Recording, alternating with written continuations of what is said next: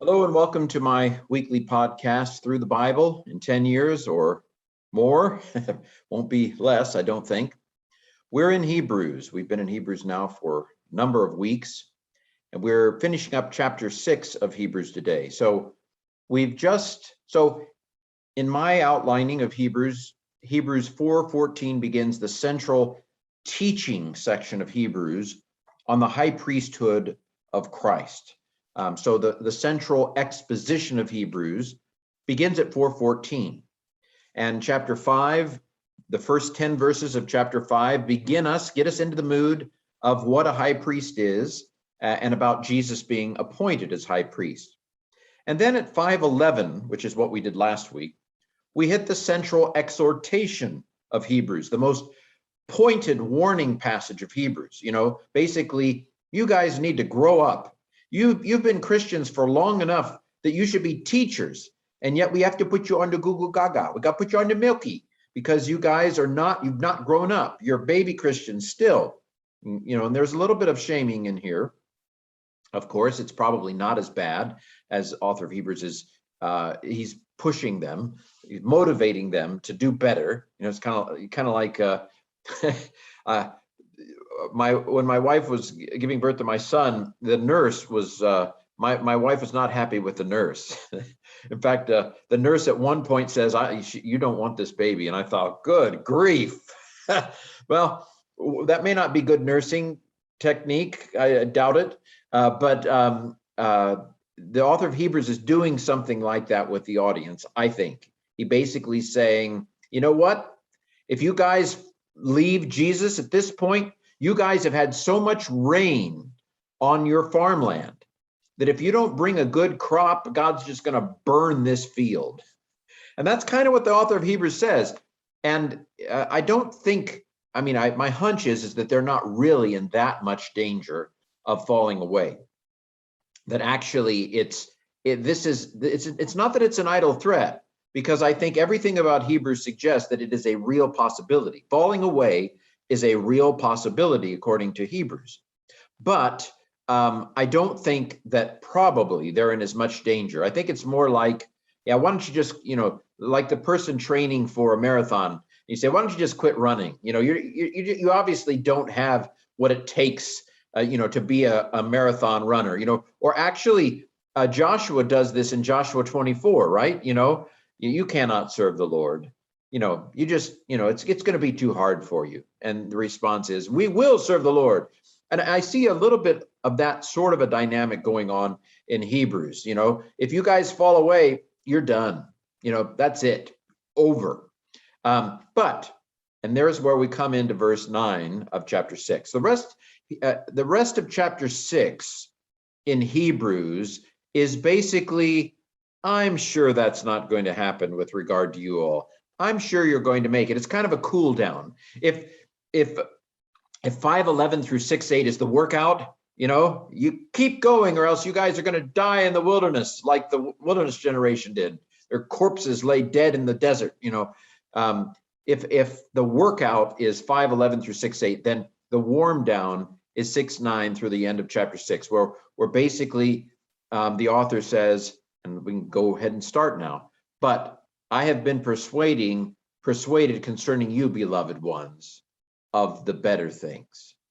So the author of Hebrews doesn't actually think that they're going to fall away, but he's basically saying, let me show you where the cliff that leads to.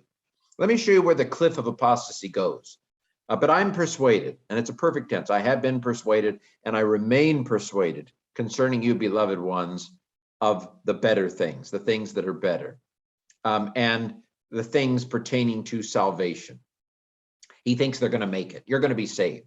Now, I have argued in my various writings here and there that salvation language in the New Testament is primarily future-oriented.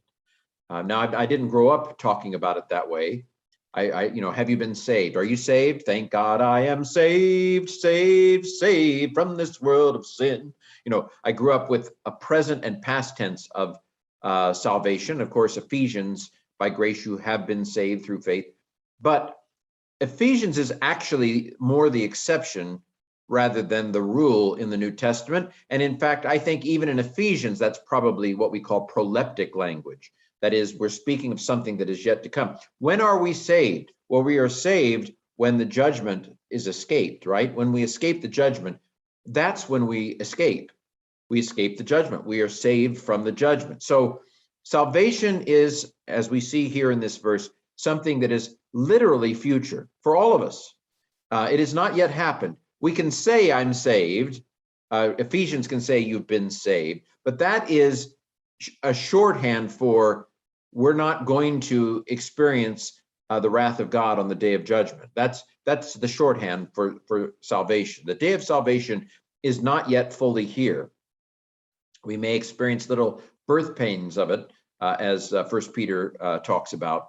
But salvation happens when we actually literally escape eternal judgment. And so it hasn't happened yet. We are guaranteed it as long as we hold fast, as Hebrews has said in chapter 3. If we hold fast, we have become partakers of it. But the author is persuaded that they are going to be saved. They are going to escape the judgment. If also, end of verse 9, if even so we speak, which again, verse 9 to me indicates that it's not an idle threat, but it is not, they are not in as much danger as it might sound from just reading 6:4, I think it is, for example. Verse 10, for God is not unrighteous, God is not unjust to forget your work and the love that you showed toward his name. So here's where we begin to get a hint that in the past, they have shown themselves faithful during persecution. We will especially see this when we get to chapter 10. And of course, this plays in the idea that Hebrews may be written to a Roman congregation, because we know of persecutions that the Roman church particularly experienced, especially under Nero, which is where, again, if I had to write a novel of Hebrews, I would see the persecution under Nero as the primary referent that Hebrews has in mind here, although we don't know for sure. Sometimes it's very convenient in sermons to suggest that persecution was unending and nonstop for Christians, and no doubt they experienced social pressure nonstop. But persecution, I think the best scholarship would suggest, was more sporadic and here and there, and more occasional. One of the pieces of evidence for this is the fact that Pliny the Younger has to write the Emperor Trajan, or this is after the year 100 AD, asking, here's what I did with these Christians. Is this okay? Obviously, well, likely there was no official Roman policy of persecution, because then Pliny wouldn't have to write the emperor to ask if what he did was okay. I've done this with these Christians. Does this work for you? So there was no official. We dramatize and we make this. And again, social pressure, definitely real. Sporadic persecution, definitely real. But there was no systemic persecution officially by the Roman Empire of Christians. That's a kind of a romantic notion that we like to talk about. But there was occasional persecution and sustained pressure, no doubt, social pressure. Kind of like minorities feel this kind of constant drag on them. I might have mentioned William W.E.B. Du Bois talked about a kind of dual identity that people of color had and still have, where you're both who you think you are and you're who everybody else thinks you are. And Christians experienced this as well in the first century. There was who they thought they were in Christ, which is who they were, but there was also what other people thought about them, and they didn't have a good reputation. Otherwise, Nero would not have picked on Christians after the fire of Rome if Christians didn't already have a substantially bad reputation. And so the audience of Hebrews, we will find, has endured persecution before and apparently have done it successfully. God will not forget your work. Nothing wrong with good works in the New Testament. Let's say it again. And your love, which you demonstrated in his name, having ministered to the saints and still ministering. We will read in chapter 13 about the outcome of their leaders' lives. And I think that 13, is it 7, somewhere in there, may be an allusion to the death of Peter and Paul, the death of their leaders. But some of their leaders, one way or another, have experienced, I would say, have experienced martyrdom in the past. So this plays into the fatigue, the faith fatigue that they may be experiencing. But they have ministered in the past to the saints, and they are still ministering. But, verse 11, we want each of you to know, or to show, we want each of you to show the same diligence, the same earnestness. And I have, by the way, I have interlinearbible.org up if you're watching the video version of this and want to follow along in the Greek. The same earnestness toward the fullness of hope unto the end. Again, I'm hearing this over and over in Hebrews. It is essential to maintain that earnestness and diligence unto the end. Hebrews knows, Hebrews, do not go to Hebrews for eternal security. It's not there. Hebrews is crystal clear. If we as Christians do not endure to the end, we have no part in the kingdom of God. We have no part in the Canaan land, in the promised land. We have no part in the rest of God if we do not remain faithful to the end. Hebrews knows nothing of falling in the wilderness, but, oh, I'm back, in the eschaton. Hebrews knows nothing of that. There is no ambiguity whatsoever. But, there's no buts. Hebrews, this is a central message of Hebrews. If we do not endure to the end, we have no part in the kingdom of God, according to Hebrews, unto the end. Verse 12, so that you might not be sluggish, but imitators of the ones who through faith and patience inherit the promise. Faith, and so what is the faith chapter primarily about? The faith chapter, more than anything else in Hebrews 11, is about enduring, about keeping going despite whatever pressures might come. By the way, we have an inclusio between this idea of being sluggish. Nothroi is the Greek word, Greek nothros. Verse 12 here, there's an inclusio. We have sluggish here, and it started in 5:11. 5:11 started with sluggish. So there is a bracketing here by use of the same term. I think it's 5:11 says, I'd say more about Melchizedek as a high priest if you weren't so sluggish in your hearing. And then here we have again in verse 12, don't be sluggish. So I probably should have gone through 12 last week rather than stopping at 8, because obviously, well, I think literarily it's obvious that there's an inclusio here between 5:11 and 6:12. So you might say that the warm down really starts with verse 13. And I should footnote George Guthrie. George Guthrie's analysis of the structure of Hebrews has been so formative in, I read his work back in the 90s. One of the first things I read in my doctoral work was his book on the structure of Hebrews. Actually, I read it when it was still a dissertation before it was published, if I remember correctly.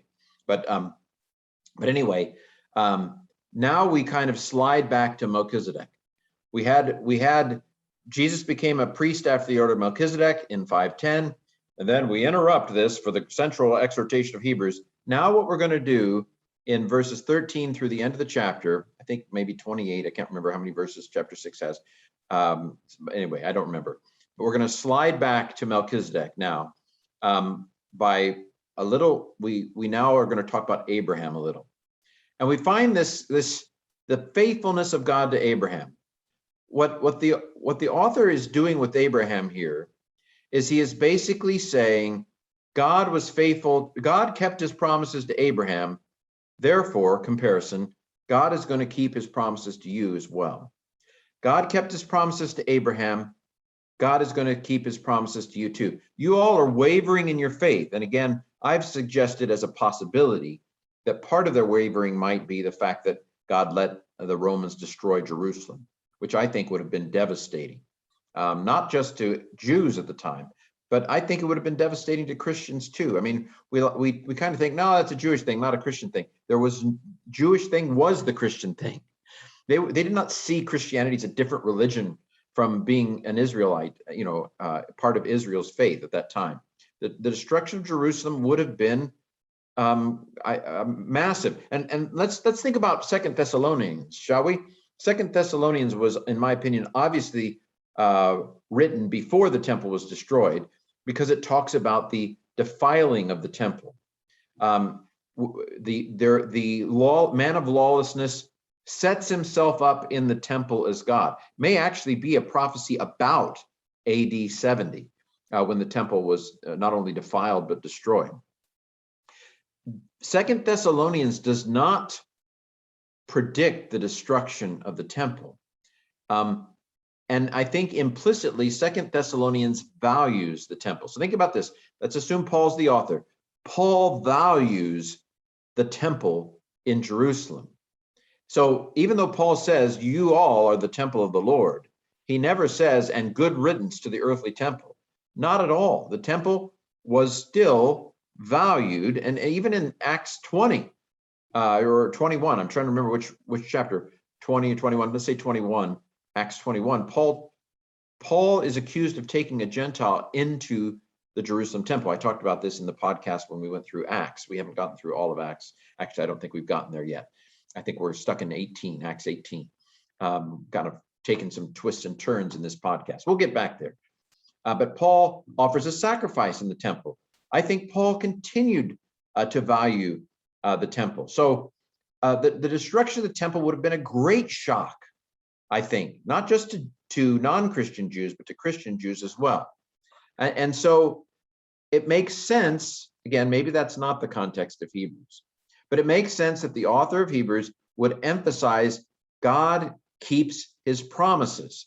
This is the same thing that 2 Peter 3 says. The Lord is not slow concerning his promises, because I'm not saying this was a major feature in Hebrews, but as time went by, the fact that Jesus hadn't come back began to drag on people. No doubt it did. It's like, why hasn't Jesus come back yet? Peter and Paul are gone. And of course, eventually John is gone. Where's the promise of his coming? 2 Peter 3. Even those who believed must at some point have wondered that.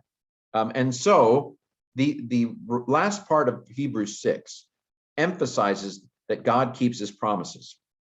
Verse 13, for God, having promised to Abraham, since by no one greater he had to swear, he swore by himself. So God, when you swear, you swear by a greater, right? What did he swear? Verse 14, he swore, blessing, I will, if indeed blessing, I will bless you, and multiplying, I will multiply. So God swore, surely I will bless you. There's a little bit of a idiomatic aspect of the Greek here. I might do this verse or one of these verses here for my Greek of the week tomorrow. But blessing, I will bless you, and multiplying, I will multiply you. He swore by himself, surely I will bless you. And he did, verse 15. And so, having waited patiently, he obtained the promise. Abraham did grow, but of course, the substance of Abraham's receiving the promise was even after Abraham was dead. And that's something we're going to wrestle with as we get to Hebrews 11, that sometimes we don't inherit the kingdom in our lifetime. In fact, nobody has yet, right?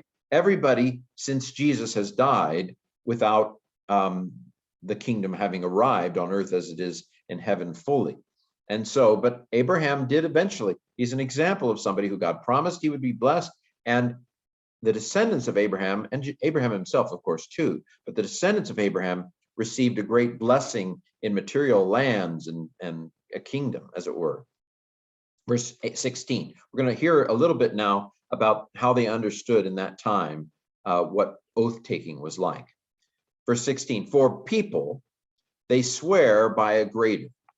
And in all debates, in every debate with them, the end for confirmation is the oath. This is the nature of ancient assurance. I swear by Yahweh X. This is what the third commandment is about, by the way. Thou shalt not take the Lord's name in vain. It's not about cussing. It's about oath-taking. Jesus talks about this in Matthew 5. You've heard it said, keep your oaths. But I say, don't swear at all, but let your yes be yes and your no be no, which, by the way, is an interesting tension between what Jesus says in Matthew and what Hebrews says here. Of course, Hebrews doesn't tell people to swear, but Hebrews talks about how people swear by a greater. Jesus says, don't take oaths at all by Yahweh. Just be such a dependable person that your yes mean yes and your no means no. But people take an oath when assurance is needed in human things. Verse 17, in which God, more abundantly desiring to show to the heirs of the promise the unchangeableness of his purpose, he mediated with an oath. So Hebrews, this is a very unusual and unique argument that Hebrews is making here. Hebrews is basically saying that even God, to show that he meant what he was saying, took an oath that Abraham would be blessed. Which, again, this seems to be a little bit in tension with the negativity toward oath taking in the Gospel of Matthew by Jesus. But anyway, verse 18, in order that by two unchangeable things in which it is impossible for God to lie, we might have a strong encouragement. So the two unchangeable things are the oath, because oaths can't be changed if you swear by Yahweh, and God swears by himself. And also the fact that God can't lie. Those two unchangeable things give us a strong assurance. Of course, oath taking in our world isn't that big of a deal. So this is, again, an example of an argument that makes sense in that culture, that may or may not may not be as forceful to us in our culture today. By the way, this idea that it's impossible for God to lie, we can have some interesting theological rabbit trails there. Why is it impossible for God to lie? I would say because it is not in God's character. It is not in God's character to lie. He just won't do it. I don't think it means that, I could probably think of a movie where, I just watched a movie called Black Widow. I'm a Marvel person, and Black Widow cannot harm a particular person because of certain training that's been done to her.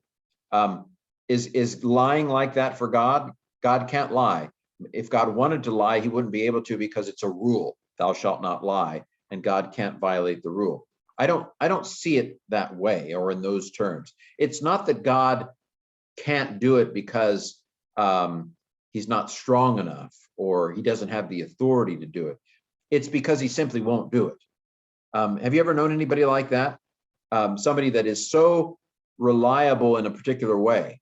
You know what that person's going to do.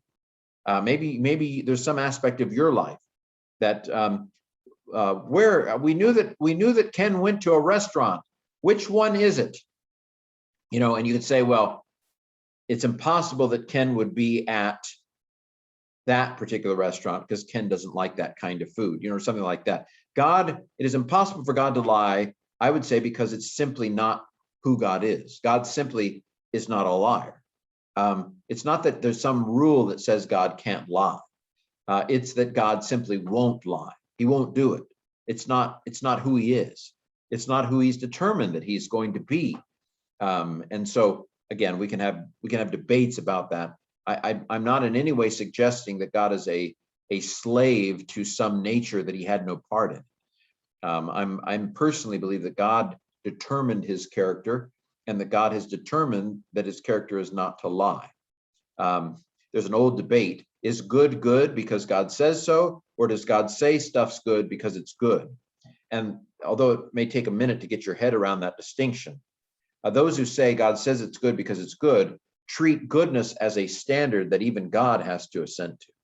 I'm a little odd in that I think that good is good because God says so. That when God created this universe, God defined what was good in this universe. And God determined when he created this universe that lying was not a good thing. And therefore it is impossible for God to lie, not because he can't, but because he won't. Again, that's a theological debate, and I know I'm a little odd, but I'd like to see you try to argue me out of it too. Okay, well, so verse 18. We've already done verse 18.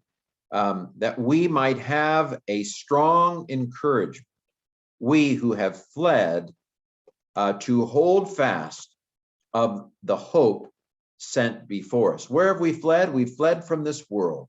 We fled from the assurances of this world. And of course, I'm not saying that this is an illusion for sure, but the Christians did flee Jerusalem before the Romans destroyed the city. There's a tradition that they, in fact, Mark 13 hints at this.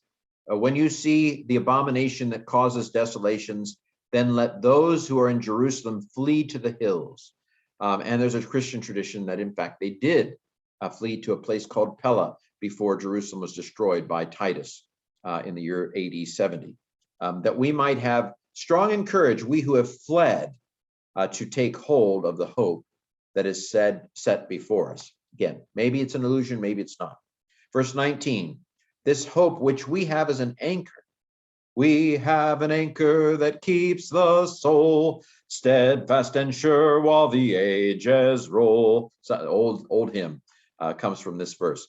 This hope that we have as an anchor of the soul, both steadfast, both sure, it's asphalt, the Greek here, asphale, both steadfast and sure and unshakable, and entering into the inside of the veil. Here we have the first hint of the high priestly metaphor, or of the temple sanctuary metaphor, that is going to be used in the chapters. Jesus has entered into the most holy place. Jesus has entered into the Holy of Holies. Here's the first hint of that metaphor that we're going to get. And of course, we'll talk about different views of the temple when we get to chapter 9, or the sanctuary of Hebrews, the tabernacle of Hebrews, when we get there. I like the idea of the highest heaven as the innermost sanctuary of the Holy of Holies of the universe, the most holy place of the universe. Jesus has gone within the veil as a forerunner, where the forerunner on behalf of us entered, Jesus. Jesus, a high priest according to the order of Melchizedek, having become forever. Here's another inclusio, because remember, well, it's a kind of inclusio, because 5:10 ended with saying, so again, George Guthrie has done so well in pointing out these connections. See, what's the word for a catchword, or kind of a connecting word? Well, it's an inclusio of sorts. 5:10 ended with, he's a priest after the order of Melchizedek. And then we went on this diversion into don't fall away. You've become dull of hearing. We talked about the inclusio of dullness of hearing. And then he slides back to Melchizedek through Abraham in the last verses here, 20 verses in the chapter. And then he ends the chapter with according to the order of Melchizedek. So we now resume Melchizedek in progress. You know, it's like a commercial. Verse 10, 5:10, having been designated a high priest after the order of Melchizedek. Go to commercial. We go to commercial. By the way, are you wavering in your faith? Better not, because if you fall away, you'll never get back, you know. But I'm sure that's not going to be true of all you listeners out there. I'm sure you're going to trust like Abraham. In fact, God has sworn. He took an oath. And since he had no one greater to swear by, he swore by himself. And he can't lie. And so you have an oath, and you have the fact that he can't lie. Two unchangeable things show that it's definitely certain. God's going to keep his promise. And we have this anchor of our soul, this promise that God has made, an anchor that goes inside the veil, into the most holy place, the true most holy place, where Jesus, our forerunner, we're going to go there too one day. We're going to go to heaven too when we all get to heaven. Jesus, our forerunner, has gone into the most holy place, having become a high priest after the order of Melchizedek. We now resume our show in progress. And then chapter 7, of course, will go into more depth about Jesus as a high priest after the order of Melchizedek. And that's what we'll do, Lord willing, next week on Through the Bible in 10 Years. We'll see you next week.